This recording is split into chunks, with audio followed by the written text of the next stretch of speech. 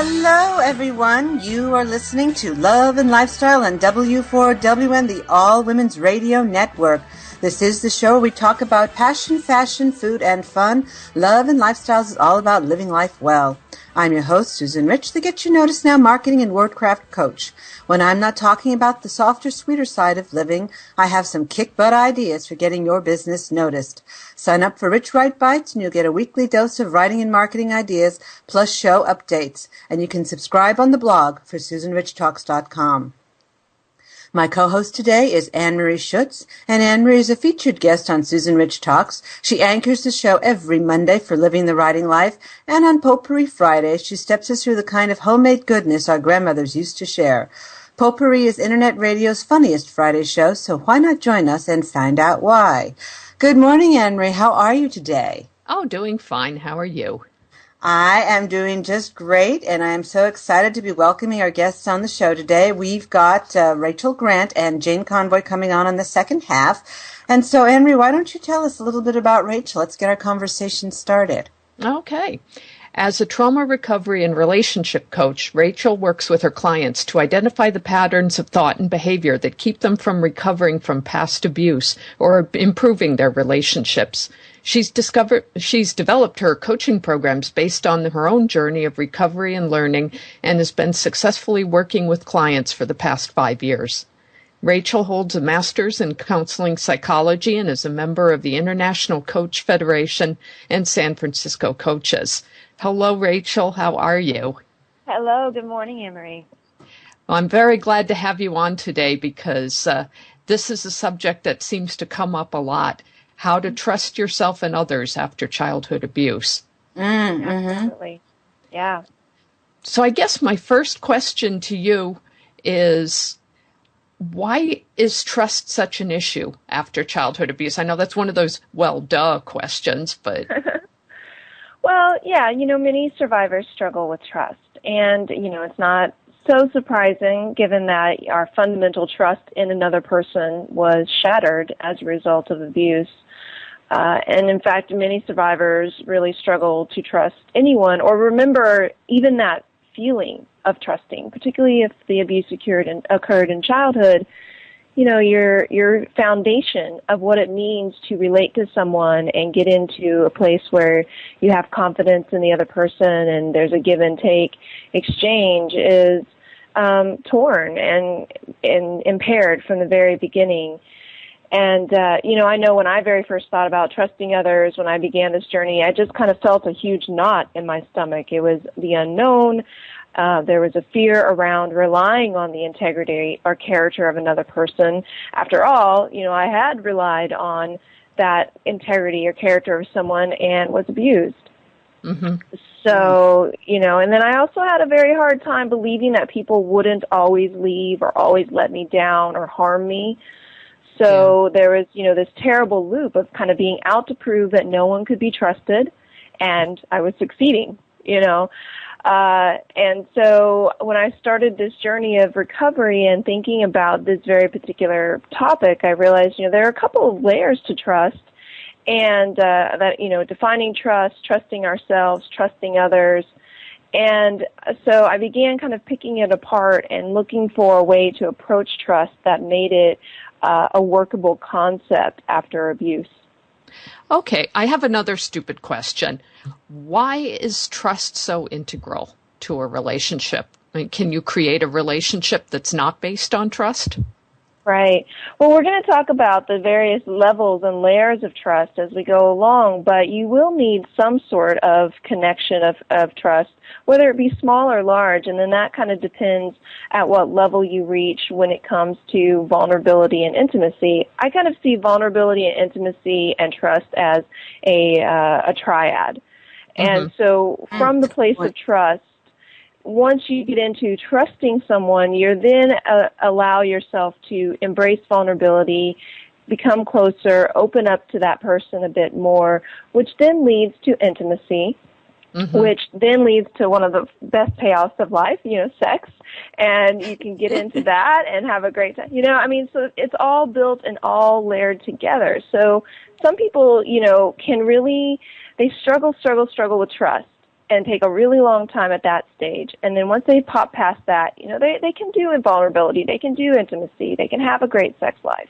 Other people, for some reason, can, manage all those other steps, but when it comes to the physical intimacy, get blocked. So, but trust is kind of like the gateway to all of these other experiences that we want to have in relationship. Okay, So, go ahead, Susan. Just thank you. I just have to ask this quick question because it's something that I've always wondered, and how, when women are sexually abused, either by family member, a friend, clergy, they're raped or something. I've always wondered, how do you rebuild that intimacy? Because in my mind, I've always wondered, can you ever enjoy sex again? And so I'd just like you to underline that again, Rachel, if you would, that the answer is yes, you can. Absolutely. You absolutely can reclaim your sexuality, your sex life. You can create an experience that you enjoy, that you like. It really comes down to, separating out the sexuality that occurred when the abuse happened and realizing that occurred out of obligation, no choice. You basically were cornered. And the sexuality as an adult that you're having in your partnerships is totally your choice, and being able to break those two apart. And of course, there's a lot of, little nitpicks in there and other things to kind of look at, but that's the basic concept that I work with my clients around, is empowering them and letting them, helping them to come to understand that their sexuality is theirs. They can make choices about that. They have the right to choose. Oh, that must be huge, though. Yeah, it is. Very difficult path. Yeah. Mm-hmm, mm-hmm. Well, one thing I'm curious about when it comes to trust after abuse, I would imagine, and this would go for an adult who is in an abusive situation as well, you create all kinds of behaviors that let you cope with it because, this is your reality. And getting rid of those behaviors must be extremely tricky. Mm-hmm. Yeah, that's the program that I've developed, Beyond Surviving, is really about addressing all of those various behaviors that come about as a result of abuse. Mm-hmm. What happens when we're abused is that we take on certain beliefs and ideas about ourselves, about others, about relationships, and we just kind of start going out into the world and, living that out, basically, on the day-to-day. And I know when I was, in my own journey, I had drawn a lot of connections. I had come to a lot of conclusions, a lot of great insights about why I was behaving a certain way. But regardless of what therapy I was doing or group I was attending or book I was reading, there was one really important question that was not getting answered for me, and that was, well, so what do I do about it? Mm-hmm. I really wanted, action steps, skills and tools that taught me, okay, yes, I understand why I'm not trusting, but then how do I get to that next step of actually being able to get into relationship? And so, my answer to that question is the Beyond Surviving program. It's about identifying the false beliefs and ideas that come about as abuse, and then developing the skills and the tools for challenging that and moving on into what I consider this kind of final stage of recovery, where you're no longer constantly battling and dealing with the effects of abuse, but you're living your life. Nobody wants to just survive their life. Mm-hmm. We really want to live and be free. One thing you had said early on, and as I was reading your questions ahead of time, I kept thinking about intimacy. Mm-hmm. And how does trust link to intimacy? Well, it's, when we begin trusting someone and finding areas where the levels on which we can trust them to keep their commitments, to follow through, then that really opens the door for us to share more and more with them. And I like to think of intimacy as private and personal knowledge obtained through much study and experience. Oh, that's nice. Yeah.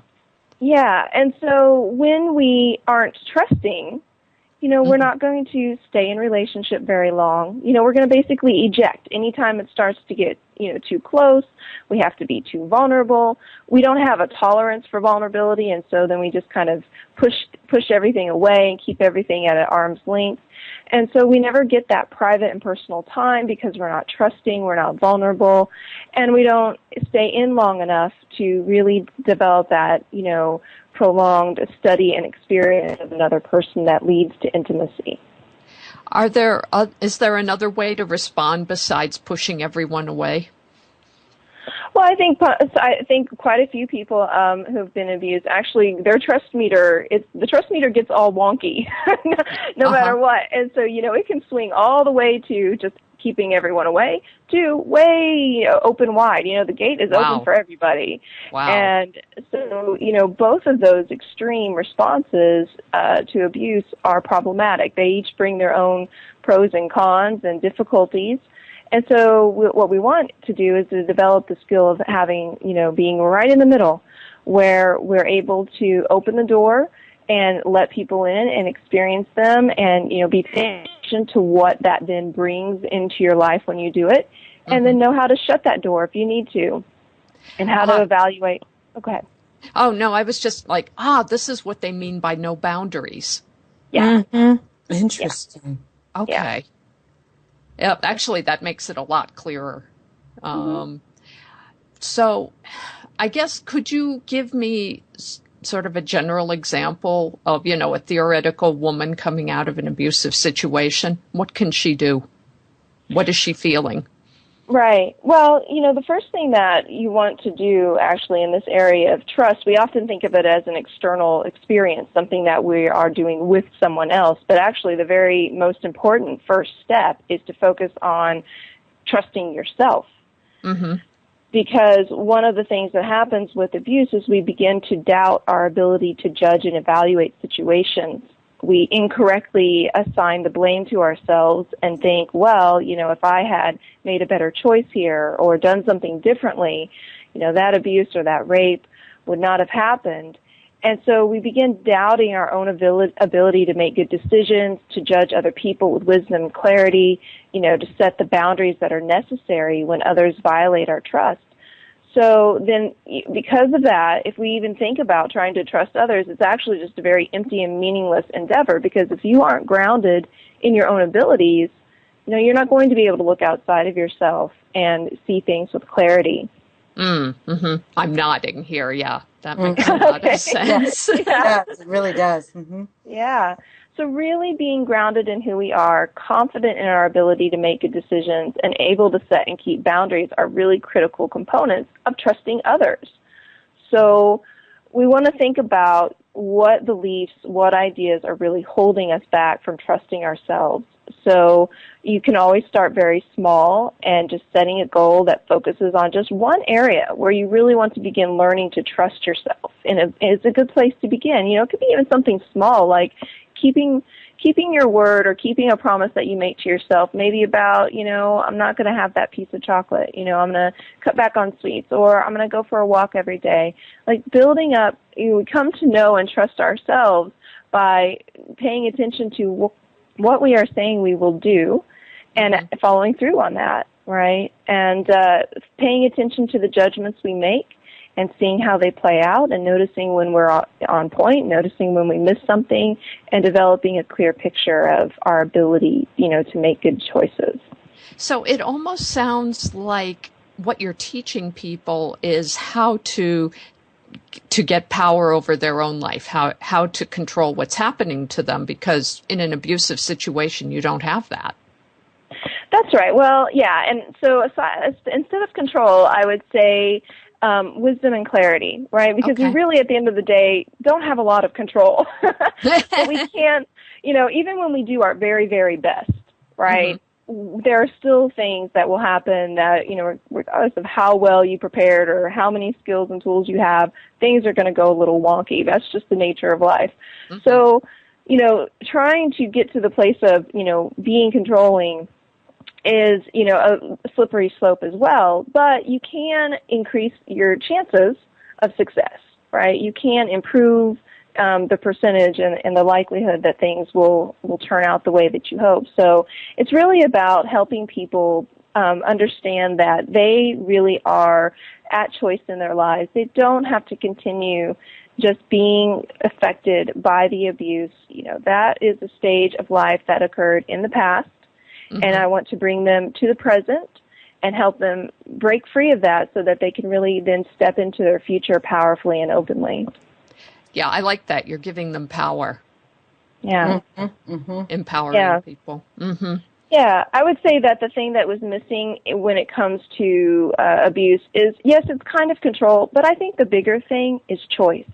And somehow what happens when abuse occurs is we stop believing that we have choices that we can make, whether it comes to how we think about ourselves, how we relate to other people, what kind of jobs we want to have, how we see our bodies. There's something about abuse that just seems to put us into this place of thinking, I don't have a choice about anything, even when it comes to trust. We think, well, that's just, the way it's going to be, and I'm just going to be stuck this way. And so Beyond Surviving is really about giving you the choice again. So I have a question. Are there people out there who have their childhood is abusive from the standpoint that there's more emotional, there's not physical, there's not sexual abuse, it's just a very locked down environment, very controlling, where as adults you might not even be aware that you were quote unquote abused? How do you work with people who who don't understand that the life choices that they're making, their lack of joy, their frustrations, feelings of being stalled are there because they never learned how to make their own choices? Well, yeah, I do offer the Beyond Surviving program with people who have been emotionally abused or physically abused as well, with some adaptations. And, essentially, whenever you have an area of life where you're feeling stuck, where you feel like there isn't any energy or flow or power, that's evidence that something is a little bit off. And so quite often, clients might come to me and they might not understand the connection between all of those things and how it all plays together, but they know something's not working, right? So we just start with the what's not working.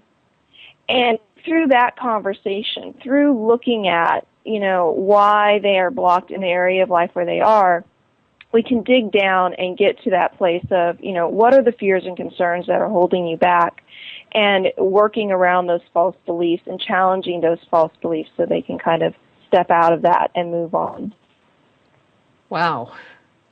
Okay. I'm just thinking that it must be such a huge step for someone like that to seek counseling in the first place. Well, I think it's interesting. I think that part of the psychology around sexual abuse in particular is that is life sentence. Like it's something that's going to take a long, long time. But, the program that I've developed is 16 sessions. And, over and over again, my clients reach the end of that program and are like, yes, this 16-session program did more for me than 10 years of therapy. Wow. And I think the reason for that is, and not that they, life is just a bowl of roses for them after that, but, they're still going to have little bits and pieces that they're going to have to work on. But the thing about Beyond Surviving is that it really is about getting you into action, getting you moving, getting you to face and understand what's happening and then do something about it, right? We're not just on the couch talking and rehashing and playing it all out again over and over and over again. It's really about, okay, I get that that's what happened. So what? Now what are you going to do with your life? Now what's next for you? I'm nodding very hard here because I have an acquaintance who spent an awful lot of time in therapy, reliving her trauma. We're talking like 20 years of reliving her trauma, and that's all she is a traumatized person. She's never gone past. Yeah, exactly. And therapy plays a very important role. When I talk about the stages of recovery, victim, survivor, beyond surviving, I think people who are in the survivor stage, which basically means they're just now starting to identify as a survivor, maybe they haven't told their story, maybe they haven't given it a lot of thought about the impact and the role that the abuse has played in their lives, and they're just now kind of starting to identify those things. Being in therapy is a great place because you need to, kind of do that analytical work, reflective work, right? But once you reach that place where you're like, okay, I get it, I understand it, now I'm ready for what's next, that's really where Beyond Surviving comes in.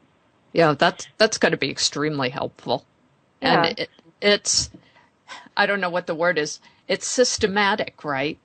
You know, Yeah. like you do this, you do this, you do this. Yep. Exactly. It's a toolkit. You know, I tell Okay. people, and these are tools I use. It's not like it's drawn on cognitive behavioral therapy. It's drawn on Buddhism. It's drawn on, books I've read, things I've done, what worked for me. And I think that's another reason why the program, an impact, because these are the tools that I use all the time.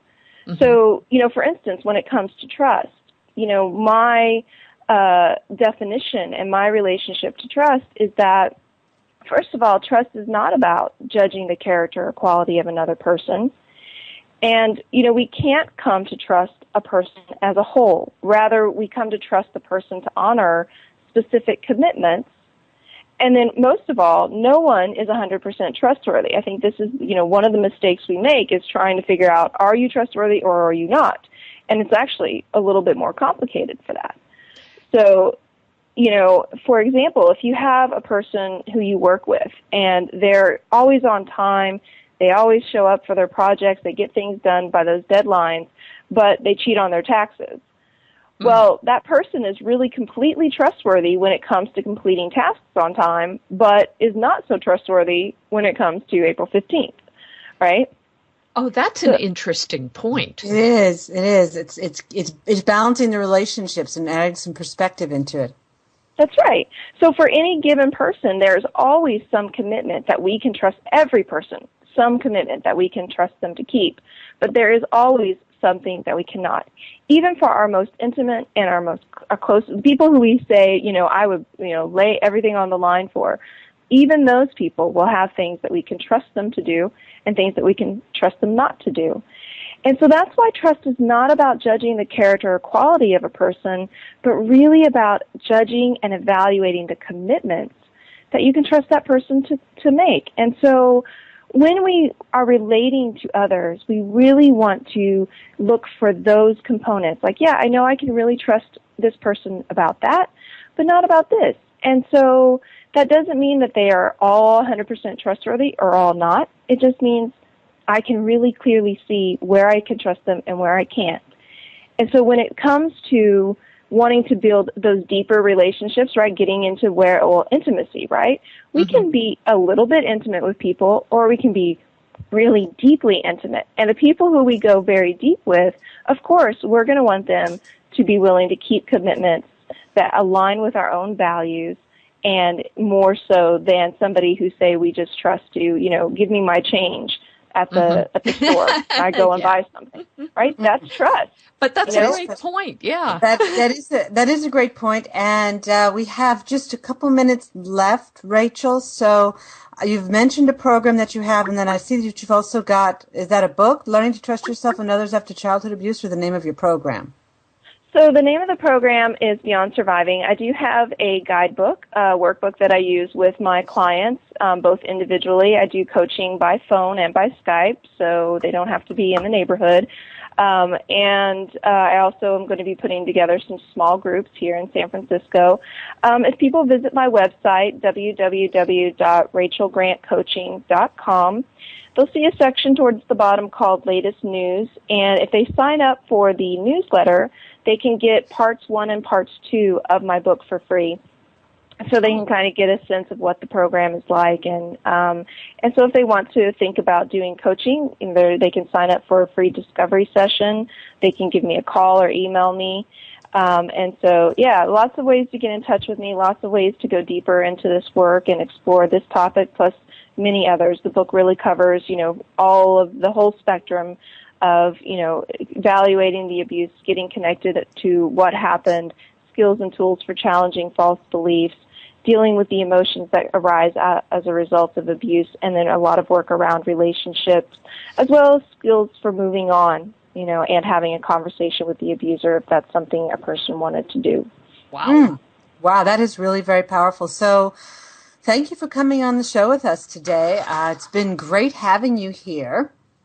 Thank you so much. I really enjoyed it. Yeah, the chat room is very appreciative. This is an important topic. It's a very important topic. So thank you again, Rachel, and have a wonderful day. And you as well.